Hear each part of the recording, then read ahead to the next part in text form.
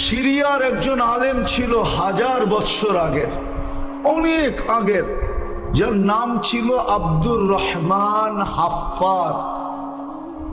আরবিতে হাফফার বলে গোর খোদক। গোর খোদক বুঝেন কি? কবর খোদাই করে। এরা দামেস্কের কবরস্থানে কবর খুঁড়তেন, বংশগত এরা গোর খোদক, কবর খোদক। তো আব্দুর রহমান একদিন 2টা লাশকে, এই 2-4-10 দিন বা 1 মাসের আগায় মাথায় 2টা লাশকে দাফন করছেন। প্রথম যখন লাশকে সে দাফন করে, তখন সে দাফন করে বেহুশ হয়ে গেছিল। দ্বিতীয়টা দাফন করে সে আর বেহুশ হন নাই। যেই বাড়ির লাশ, একই বাড়ির লাশ ছিল, একই ঘরের 2 জন মারা গেছে 1 মাস আগে পরে। যে জিজ্ঞাসা করছে প্রথম ব্যক্তি কি ছিল, তো বলছে কেন, সে তো মাদ্রাসার তালেবে ইলম ছিল। তো বলছে শুনো, প্রথম লাশটাকে দাফন করে আমি বেহুশ হয়ে গেছিলাম, মনে আছে? বলছে হ্যাঁ, এটা মনে আছে, তুমি বেহুশ হয়ে গেছো। বলছে তোমরা তো জিজ্ঞেস করলে না আমি কেন বেহুশ হলাম। বলে আমি যখন একে কবরে রাখতেছিলাম, তো কবর এরকম আলোকিত হইতেছিল যে আলো আমি সহ্য করতে পারি না, বেহুশ হয়ে গেছে। আমি যখন হুশে আসছি, তখন আর ওই জায়গায় আমি লাশ খুঁজে পাই নাই। আমি দেখতেছিলাম ফেরেশতারা লাশটাকে নিয়ে যেতেছে। বলে দ্বিতীয়টা যখন কবর দিছি, তখনও আমি দেখছি পুরো কবর আলোতে আলোকিত হয়ে গেছে, আর আমার চোখের সামনে ফেরেশতারা লাশটা নিয়ে গেছে। কিন্তু প্রথমবার আমি বেহুশ হওয়ার কারণে দ্বিতীয়বার আর আলোর প্রভাব অতটুক আমার দিলে পড়ে নাই। বলো দ্বিতীয় ব্যক্তিটাকে ছিল? তো বলতেছে এরই ভাই, কিন্তু ওই প্রথম জনের সহযোগী ছিল। কি ছিল? সহযোগী বুঝেন? সাহায্যকারী ছিল। বাস শুনা সে চলে গেছে দামেস্কের জামেয়ায়। ওই যুগে সিরিয়ার রাজধানী দামেস্কে যে আলেম মাদ্রাসা ছিল, ওইখানে চলে গেছে, যে বলছে আমি ভর্তি হব। কিন্তু তার বয়স তখন বুড়া, কি বৃদ্ধ বয়স। মাদ্রাসাওয়ালা বলতেছে তুই বৃদ্ধ বয়সে কি শিখবি? তো বলছে আমি শিখতে আসছি, আমি শিখব। তো মাদ্রাসাওয়ালাদেরকে এই কাহিনী শোনানোর পরে তার ভর্তি নিয়ে আনিছেন। সে এলেম শিখছেন, আর ওই যুগের যুগ শ্রেষ্ঠ আলেম হয়েছেন। আজকে ইতিহাসের পাতায় তার নাম লেখা আছে আব্দুর রহমান হাফফার। কেউ যদি তালাশ করতে চায় তাহলে তালাশ করে পাবে। ওনার লেখা কিতাবও আছে। উনি প্রথম সারির আলেম। শুধু আলেমদের কবর আর সহযোগিতা সাহায্যকারীদের কবরের নূর দেখা বুড়া বয়সে আলেম হওয়ার আগ্রহ যাচ্ছে। এই জন্যই আমি সাহায্যকারীদেরকে সৈনিক বললাম। 4 দল তো আসেই, সাথে যারা সাহায্যকারী হবে, ভালোবাসাকারী হবে, সহযোগিতাকারী হবে, এরা পর্যন্ত কি হবে? সৈনিকের অন্তর্ভুক্ত হবে। কি রাজি আপনারা? সত্য? পাক্কা? ইনশাআল্লাহ? দোয়াও করেন, সহযোগিতার জন্য অপেক্ষাও করেন। যেই দিন মাদ্রাসা হাত পাতবে, মাদ্রাসার প্রয়োজন আরেকটু জায়গা হইলে, যদিও জায়গা আছে যতটুক, বহুতল বিল্ডিং হইলে এইখানেও কয়েক হাজার ছাত্র হইতে পারে। বহুতল বিল্ডিং হইলে কমসে কম যদি এল সিস্টেম বানায়, এদিক থেকে বানায়, এদিক যায়, এদিক চলে যায়, এটা যদি খালিও থাকে, তাইলেও দেখা যাবে কয়েক হাজার ছাত্র থাকার ব্যবস্থা হয়ে যাবে। কিন্তু এর আগেও আমি একবার আসছিলাম, একটা জায়গা আমি পছন্দ করে গেছিলাম, যে এই জায়গাটা যদি হয় তাহলে খুব সুন্দর হয়। হয়তো এখনো আল্লাহর কাছে প্রসেসিং এ আছে, ঠিক না? হ্যাঁ, হবে না এটা বলতে পারতেছি না, হবে। কি কি লেখা রাখেন, এটা হবে, কিন্তু এখনো প্রসেসিং এ আছে। কি কি প্রসেসিং চলতেছে। যেদিন ফাইলে সিগনেচার হয়ে যাবে ওদিন হয়ে যাবে। সিগনেচার কে করবে? ফাইল এখনো প্রসেসিং এ আছে, হবে ইনশাআল্লাহ। আমরা সমাজ হিসাবে যে বেঁচে আছি, জাতি হিসাবে, মনে হয় অন্য কোনো কারণে। আমি মাঝে মাঝে বলি যে জমিনের ভিতরের একটা আধ্যাত্মিক শক্তির কারণে আমরা বেঁচে আছি, আর বাহ্যিক একটা দুটা আধ্যাত্মিক শক্তির কারণে বেঁচে আছি। তাহলে আমরা জাতি হিসাবে বেঁচে থাকা ঠিক না, উচিত ছিল না। মাটিতে মিশা যাওয়া উচিত ছিল।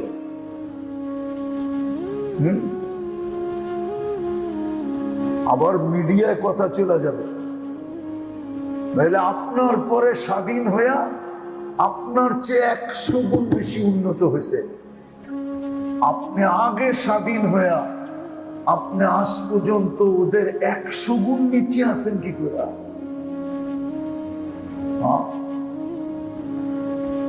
শুধু এই কারণে। কিন্তু টিকা আছে একটা আধ্যাত্মিক শক্তি মাটির নিচে আছে।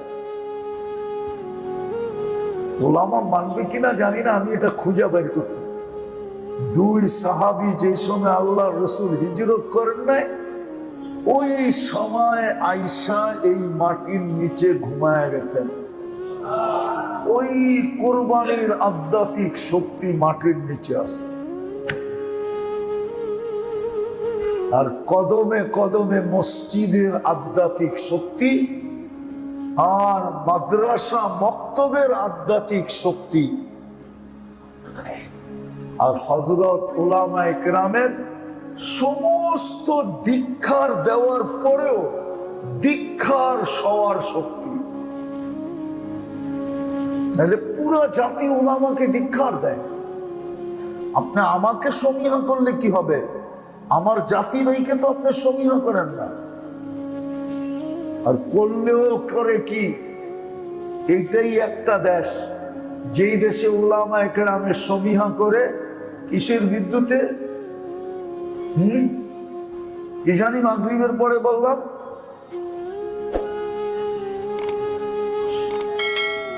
কিসের ভিত্তিতে? কোন দলের ভিত্তিতে? কোন দলের ভিত্তিতে? কে কোন দল করে? এটার নাম হলো কোন দল। কি কোন দল বোঝেন? ডিকশনারিতে কোন দল কারে কয়? আমাদের দেশে ওলামাকে মূল্যায়ন করে কোন দলের ভিত্তিতে? কে কোন দলে আছে? ওলামা হিসাবে না। ওলামা হিসাবে তো আমাদের অবস্থা খুবই শোচনীয়। তারপরও আমরা টিকা আছি।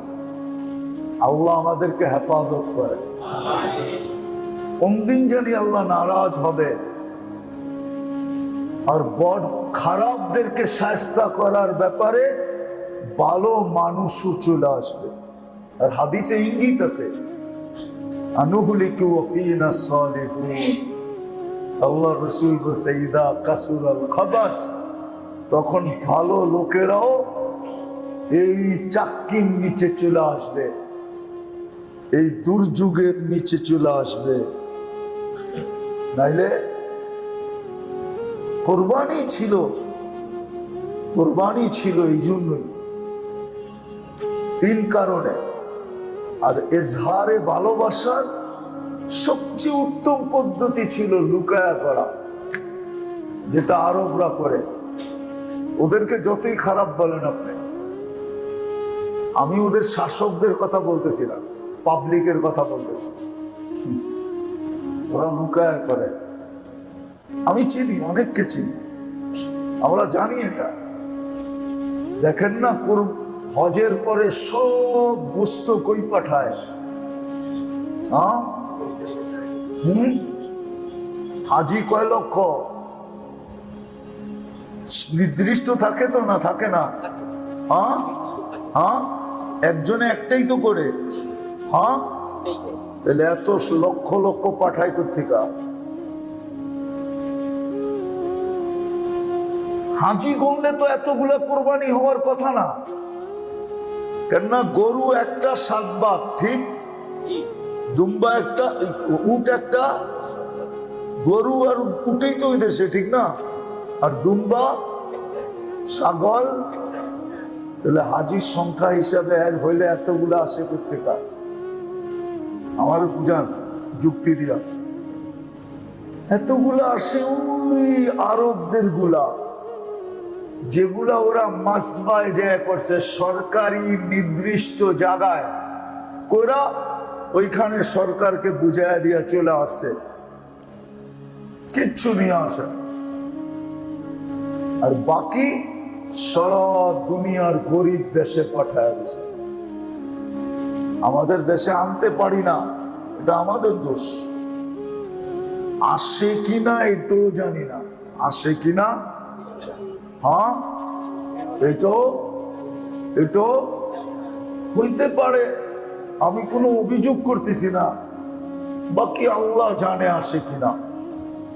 কিন্তু আফ্রিকার বহু দেশে যায়, যেটা আমরা জানি। পুরা পুরা এক এক জনে এক একটা খামার নিজে কিনা ফেলে। কি খামার? পুরা খামার 5000 ছাগল কিনা ফেলছে একজনে। বলছে কোরবানির দিন জবা দিবি আর দিয়া দিবি, বাক করে নিয়ে নিবি। খামার কিনা ফেলে। আর কোরবানি এই জন্যই ছিল এজহারে মোহাব্বত। আর মোহাব্বতের শেষ স্তরটা হয় একবারে গোপন ভাবে, নির্জনে গোপন ভাবে, দুইজনই থাকে, আর কেউ মনে হয় বুঝেন না, বিয়া শাদী করেন না, করতে বুঝবেন, বাসর রাত হয় নাই, আপনি করতে বুঝবেন, ঠিক না? ইজহারে মোহাব্বত। আর আল্লাহ যে ভালোবাসে ওটার নিদর্শন আপনাদেরকে শুনাইলাম। মুসা আলাইহিস সালাম, ওনার ইহসান আমাদের উপরে, উনি যদি আল্লাহকে ডাইরেক্ট জিজ্ঞাসা না করতেন তাহলে মনে হয় এই তথ্যটা কোনোদিন পাওয়া যেত না, যে তুমি গরিবদের যত বেশি খেয়াল করবে তাইলে মনে করো আমি তোমাকে ভালোবাসতেছি, আর গরিব তোমাকে যত বেশি ভালোবাসবে তুমি মনে করো আমি তোমাকে ভালোবাসতেছি। আমরাও যারা কোরবানি করব, গরিবদের খেয়াল রাখেন, গরিবদের খেয়াল রাখেন, গরিবদের খেয়াল রাখেন। আরেকটা তো বাদই দিলাম, আরেকটা তো আমাদের দেশে বাদই দিলাম, খুব কম লোক হয় আমাদের দেশে, বাদ দিলাম এটা। আল্লাহর রাসূল সাল্লাল্লাহু আলাইহি ওয়াসাল্লাম শেষ বিদায় হজেও উম্মতের জন্য কোরবানি করছেন। 100-র উপরে উট জব দিয়েছেন উম্মতের নামে, 60টা নিজের হাতে করছেন। আর যখন নিজের হাতে করতেছিলেন নাহর, তো উট কার আগে কে আসবে প্রতিযোগিতা করে আগে আসতেছে। আর 40টা আলী রাদিয়াল্লাহু তাআলা আনহু করছেন, 40-এর অধিক। আমাদের সমাজে বহুত লোক কম আছে যে পার্সোনাল ভাবে আল্লাহর রসুলের নামে একটা কোরবানি দেয়। হ্যাঁ, বাগ দিয়া দেই আমরা, কি একটা 7 নামের ভিতরে একটা নাম দিয়া দেই, কিন্তু উচিত হলো পার্সোনালি দেওয়া। ওইটাই যদি আপনি গরিবদের মধ্যে পাঠায় দেন, এলাকায় পার্সোনাল ভাবে, হুব্বে রসুলের দাবি এটা, আল্লাহ রসুলের জন্য যা করবে পার্সোনাল ভাবে করবে। কি করে আপনি সুপারিশ চান? কালকে যদি বলে তুই আমার জন্য একটা কোরবানি করতে পারলি না, আমি তোরে হাউজে কাউসার দেই কি করে? দুনিয়াতে সফলতা মিলল না, টানা হেসরা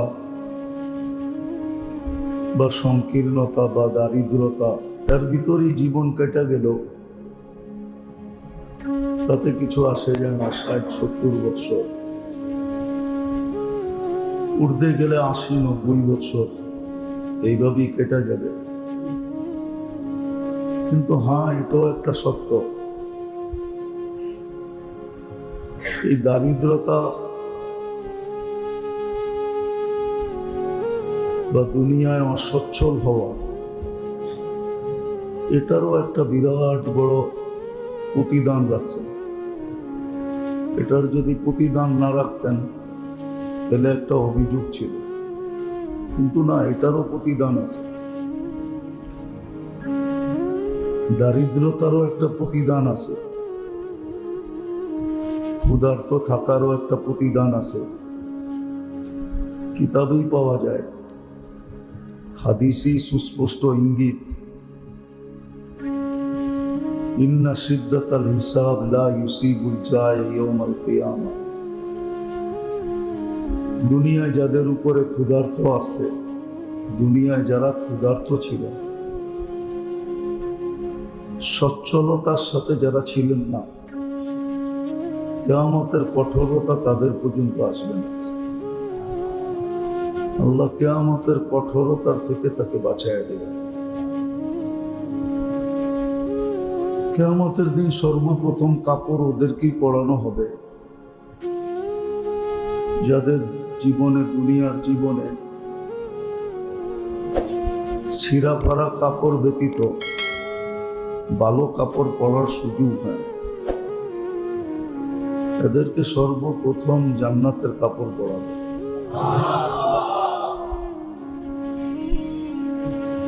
তাহলে বোঝা গেল,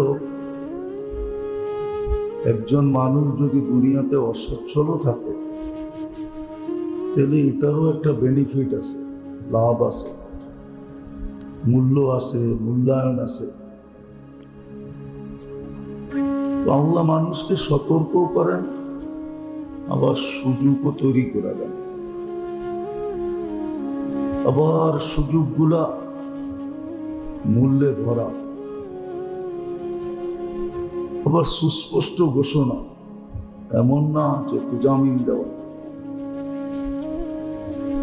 যেমন রমজানের উদ্দেশ্য ছিল তাকওয়া অর্জন করা, ঠিক কোরবানির উদ্দেশ্য তাকওয়া অর্জন করা। মনে হয় এমনই যে রমজানে যেটার পরিপূর্ণতা আসে নাই, যতটুক অর্জনের দরকার ছিল,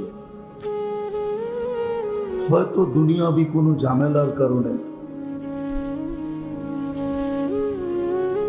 দুনিয়ার কাজকামের কারণে অর্জন করতে পারে না। তো আবার 2-2.5 মাসের মাথায় আবার একটা সুযোগ নিয়ে আসছেন যে প্রত্যেক ব্যক্তি যেন মুত্তাকি হয়, তাকওয়া অর্জিত হয়। আগেও বলা হয়েছে, এখনো বলা হইতেছে, তাকওয়া জিনিসটা কি। তো আলী রাদিয়াল্লাহু তাআলা আনহুকে জিজ্ঞাসা করা হয়েছিল, তাকওয়া জিনিসটা কি? তো উনি উত্তর দিছিলেন, আল খাউফু মিনাল জালিল, সর্ব অবস্থায় আল্লাহকে ভয় করা।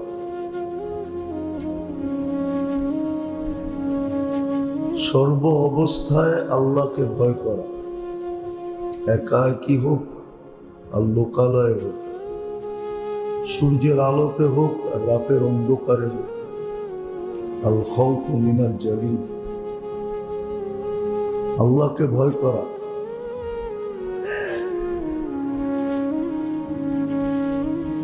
আল খাউফু মিনাল জালিল ওয়াল আমালু বিত-তানজিল, আল্লাহর পক্ষ থেকে যা আসছে সাধ্য অনুযায়ী এটার উপরে আমল করা। কেননা কোরআন আমাদেরকে এটাও সুস্পষ্ট বোঝায়, লা ইউকাল্লিফুল্লাহু নাফসান ইল্লা উসাহা। সাধ্যের বাহিরে আল্লাহ কোনো জিনিসের হুকুম করেন না। ওয়াল ইস্তি'দাদ লিয়াউমির রহিম, আর সদা সর্বদা মৌতের জন্য প্রস্তুত থাকা। সদা সর্বদা মৌতের জন্য প্রস্তুত থাকা, যে আসলে যেন সম্বোধনটা সুন্দর হয়। যেমন হাদিসে আছে, দিনদার, ইমানদার, নেককার, এদের সম্বোধনটা বড় সুন্দর হবে। কি সম্বোধন হবে? বয়ানটি শোনার জন্য ধন্যবাদ। মুফতি সাহেবকে লাইক, কমেন্ট, শেয়ার করে দিন।